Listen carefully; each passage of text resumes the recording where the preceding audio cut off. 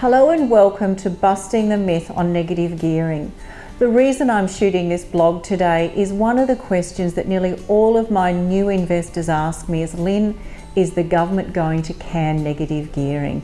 And one of the things that I really wanted to put together was a compilation, and I'm using Deloitte's recent myth busting on negative gearing report, which has been fantastic, and I'm pretty sure Simon did an article in our newsletter last week on it.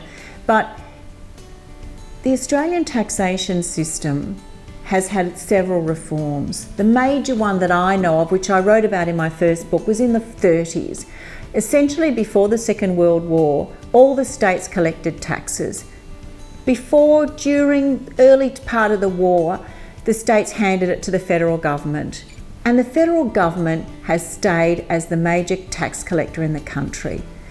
What we had in those 40s, in the 30s and 40s, was great tax reform. And it's one of the things that has underpinned the success of not only our tax system, but our economic health here in Australia. One of the reasons we weren't hit so badly in the GFC is part of the tax reforms in the 30s and 40s was that banks had to keep a certain amount of funds liquid every day as part of their asset base. Now, if you've got a bank that's literally got cash in the bank, they're less likely to fail. And if you have regulations around that, then you've got a solid economy. And that's one of the things that kept us in such good stead here during the GFC.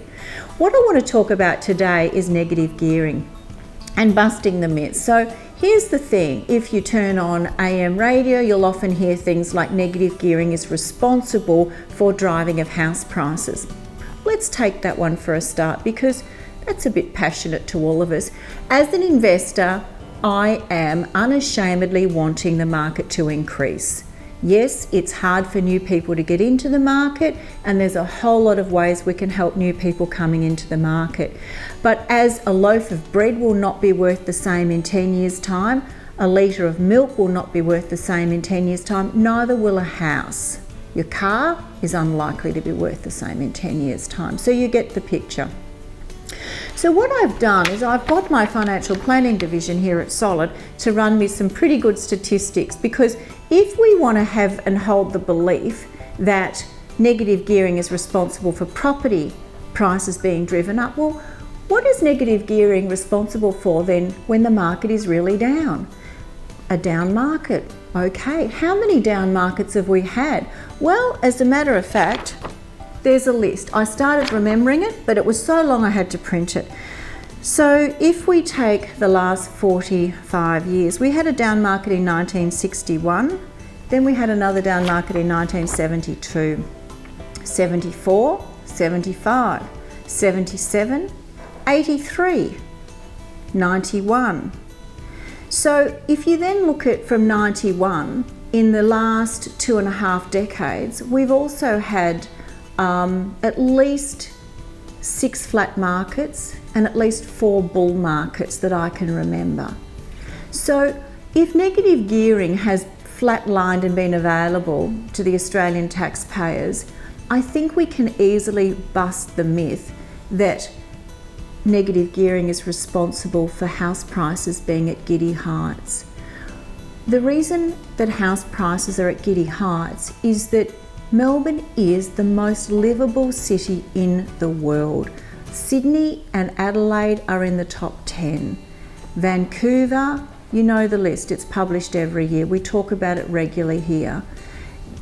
Victoria's population will hit 5.7 million this December.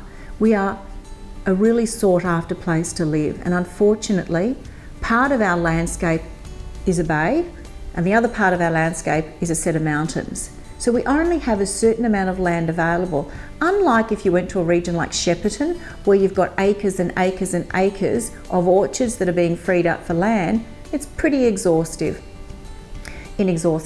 If you're looking to buy in Melbourne, one of the reasons the east is so popular is that it squeezes out between the ocean, the bay, and the mountains. If you actually do a geographical study on Melbourne, it's quite fascinating as to where the available land actually is, where the amenities are and where the transport are. It's not hard to work out what are the areas that are going to be really, really popular.